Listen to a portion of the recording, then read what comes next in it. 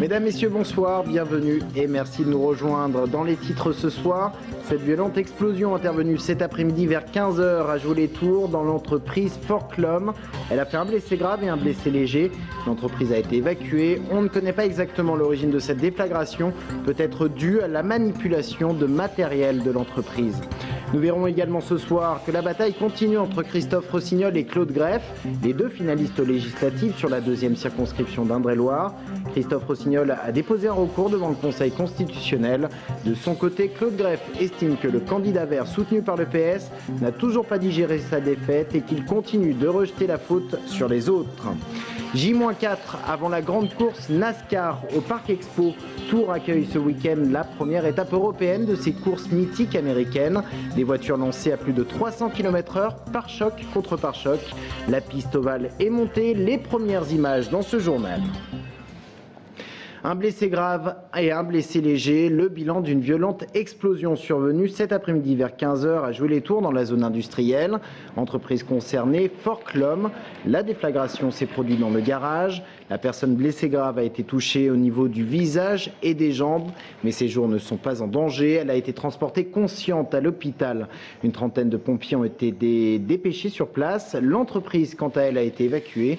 Vers 16h30, les 150 employés ont pu regagner leur poste. Les circonstances de cette explosion restent pour l'instant floues.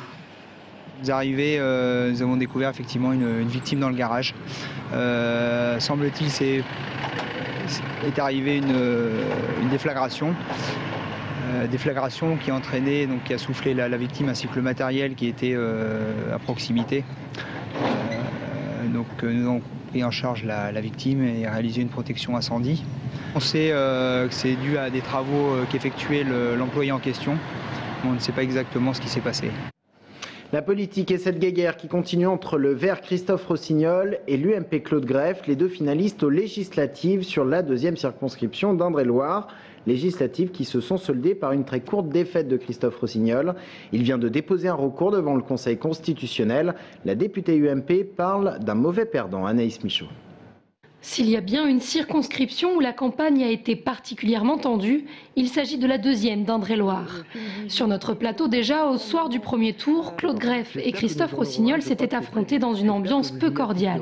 Et nous pourrons défendre à la fois nos bilans respectifs. Vous appreniez à vous calmer, vous savez, parce que quand quelqu'un parle, vous ne coupez pas la parole comme ça. Je suis très calme, il faut dire la vérité, je crois, à ceux qui nous écoutent, Madame Greff. Je voudrais poursuivre et dire La députée sortante avait par la suite refusé le débat d'entre-deux tours que nous lui avions proposé. Finalement, les électeurs avaient tranché le 17 juin en réélisant Claude Greff, qui devançait son adversaire de peu avec 50,26% des voix. Oui, mais voilà, selon le candidat écologiste, la campagne n'aurait pas été loyale. Il accuse en effet Claude Greff de mélange des genres entre sa fonction de secrétaire d'État et celle de candidate aux législatives. Il suffit de regarder sur Google, vous allez voir qu'il y a une augmentation très forte des inaugurations dans le cadre de ce qui n'était pas son mandat puisqu'elle était secrétaire d'État à la famille. Inauguration dans tous les sens sur la deuxième circonscription. Donc on peut considérer que c'était déjà dans le cadre d'une campagne électorale, ce qui est évidemment interdit. Elle venait à des inaugurations dans lesquelles l'État par exemple n'avait pas participé au financement. Utilisation des moyens de l'État dans le cadre de sa campagne, affichage le dernier jour alors que c'est interdit, et lettres diffamantes.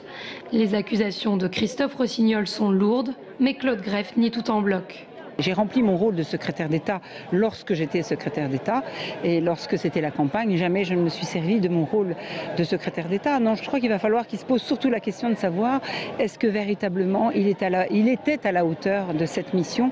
Je ne le crois pas. Christophe Rossignol a donc déposé un recours auprès du Conseil constitutionnel pour tous ces motifs.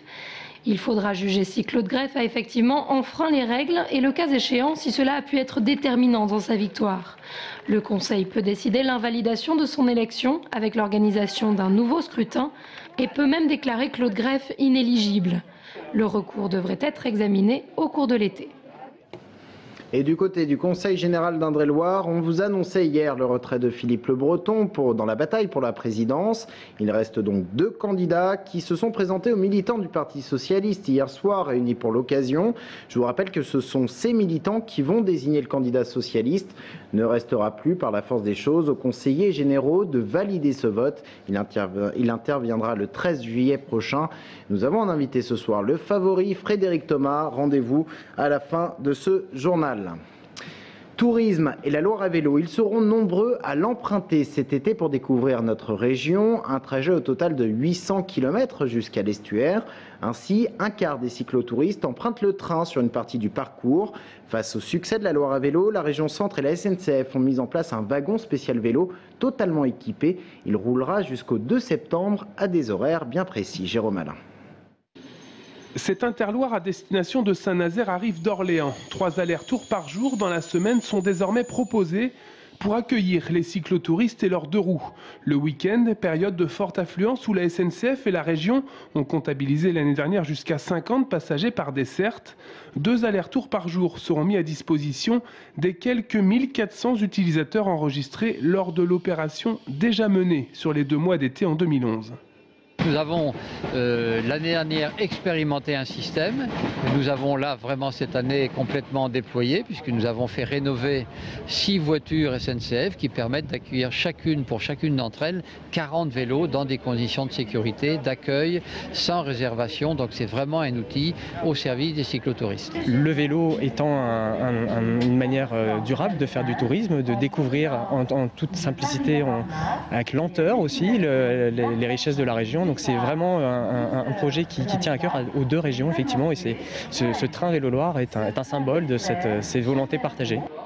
Les régions Centre et Pays de la Loire travaillent en commun sur ce service unique et sans supplément tarifaire pour les utilisateurs. Le projet a coûté 1 million d'euros, assumé à parité par les 2 régions, notamment pour l'aménagement des wagons. La SNCF, les régions Centre et Pays de la Loire n'excluent pas maintenant d'étendre le dispositif sur une période allant d'avril à fin septembre. Sa visite ne sera pas passée inaperçue par les fans. L'animateur vedette de TF1, Nikos Aliagas, était de passage à Tours aujourd'hui, invité de la Nouvelle République et de TV Tours Val-de-Loire. Après un passage par les locaux de notre groupe de presse, il a rencontré les lecteurs du journal. C'était cet après-midi, place Plumereau, Sabrina Meloult. Journaliste, animateur, pour le public, c'est surtout la star du petit écran. Nikos Aliagas, de belles années de carrière couronnées de succès. Le succès, une énigme dont il faut savoir se détacher.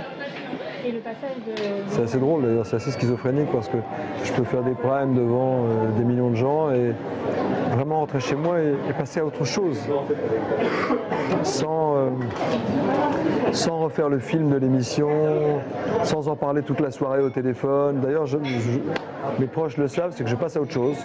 Je rentre chez moi, je peux écouter un méga album, écrire un texte, réécouter, lire un bouquin, mais sans me mettre sur le replay et voir les commentaires. Ça ne m'intéresse pas.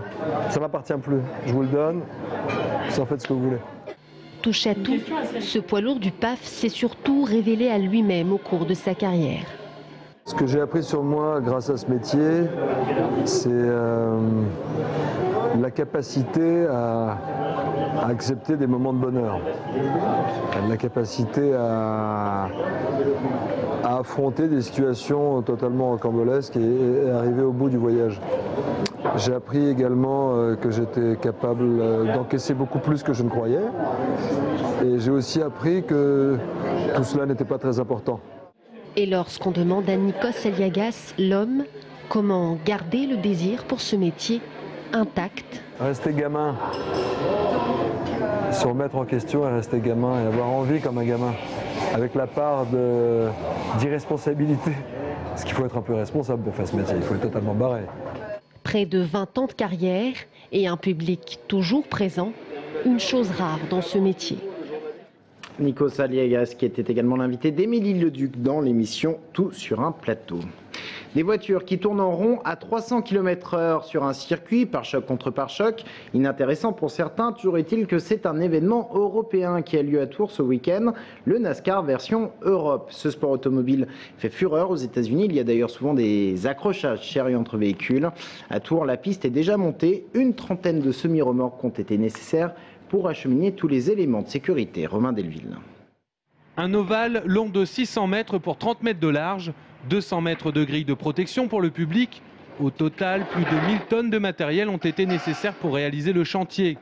La piste de l'Euro Race Car est fin prête à recevoir les bolides, 2 jours avant le passage de la commission sécurité. La forme est un ovale, c'est un ovale en D, comme on appelle aux États-Unis. On a fait un dessin qui est tout à fait étudié pour le site de Tours, de façon à permettre des courses spectaculaires. C'est-à-dire qu'aux États-Unis, ils roulent sur des ovales avec du banking, c'est-à-dire de l'inclinaison de piste. Ici, on sera à plat, mais par contre, le dessin particulier devrait favoriser les attaques et les dépassements. C'est que l'enjeu est grand pour le manager de la team FJ. C'est une première en Europe de recevoir une étape sur circuit ovale et les hautes instances américaines NASCAR sont présentes aux côtés de Jérôme Galpin et de ses équipes. On a travaillé ensemble sur la forme du speedway. On va utiliser l'intégralité de leurs règles. On va avoir des officiels de leur direction de course. On va travailler également avec leur système de chronométrage, leur responsable chronométrage. Donc c'est quelque chose qui est fait en collaboration avec eux et non pas à nous de leur prouver des choses. On travaille ensemble au succès de l'événement. L'intérêt, c'est de prouver qu'on peut faire en Europe une vraie course de type NASCAR. La piste n'attend plus que les bolides et la cinquantaine de pilotes engagés, avec en invité de prestige Yvan Muller, 10 trophées entre son compteur et 3 titres de champion du monde. Et il va donc y avoir du bruit ce week-end du côté du Parc Expo de Tours. C'est la fin de cette édition, merci de l'avoir suivi. Dans un instant, Frédéric Thomas, premier vice-président du Conseil général d'Indre-et-Loire et peut-être bientôt le président de l'instance départementale. Eh bien, Frédéric Thomas est notre invité, restez avec nous.